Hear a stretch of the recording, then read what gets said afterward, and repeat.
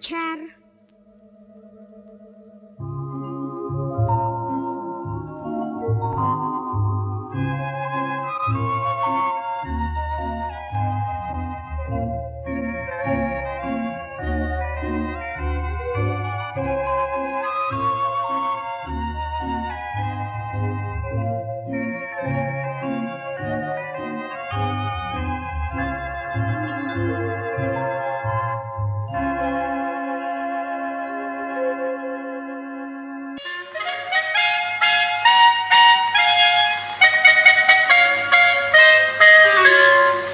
Pejsek měl svátek a kočička narozeniny. Tak se chtěli nějak k svátku a narozeninám překvapit.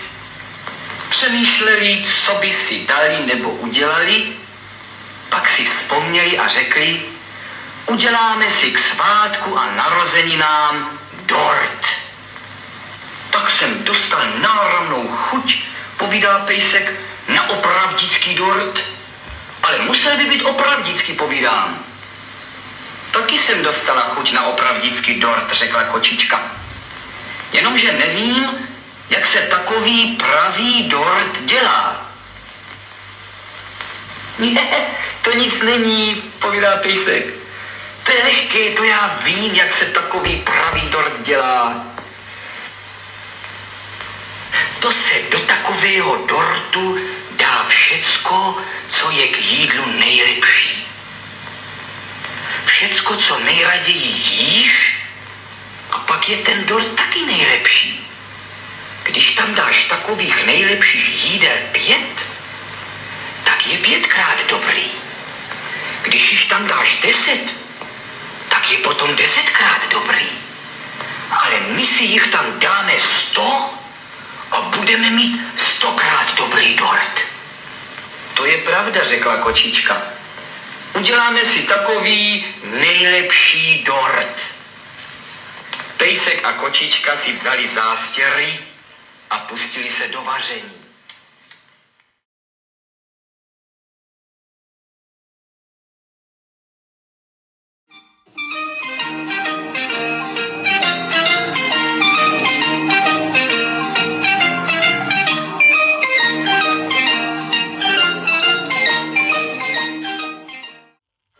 Vstávat a se cvičit. Ale proč? Protože je ráno. Jenže já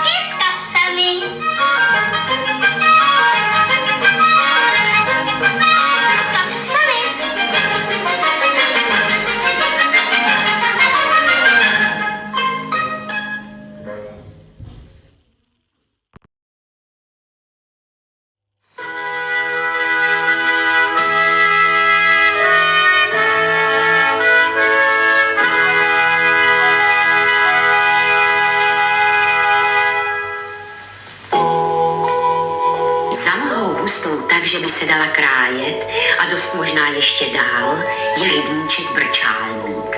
Ve dne je docela obyčejný, ale sotva ho večer přikryje černočerná tma, začnou se tam dít podivuhodné věci.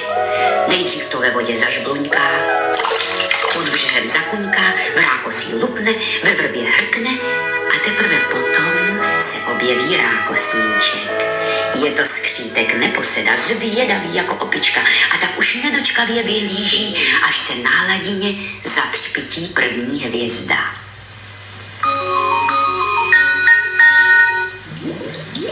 A heleme se, zrovna jsou hvězdí vodnáře. Ale aby dal po horkém dnu vodnář vodu, to ne. Vždyť se nám rybníček vypaří. Kvá, kvá, vypaří, kvá, vypaří, kvá, vypaří.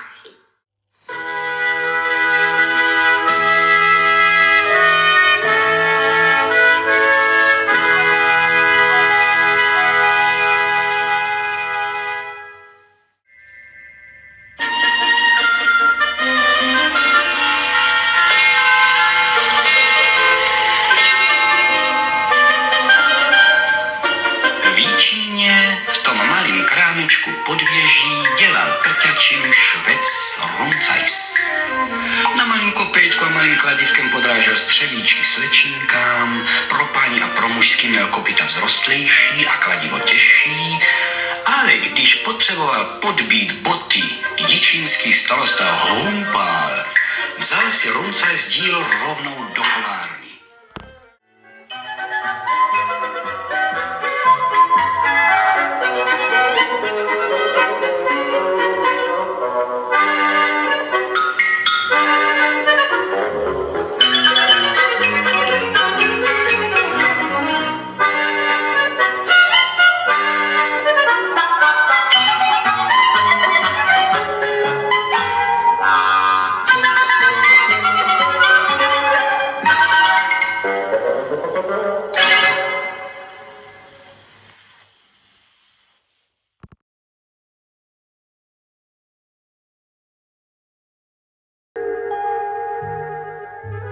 Dobrou noc.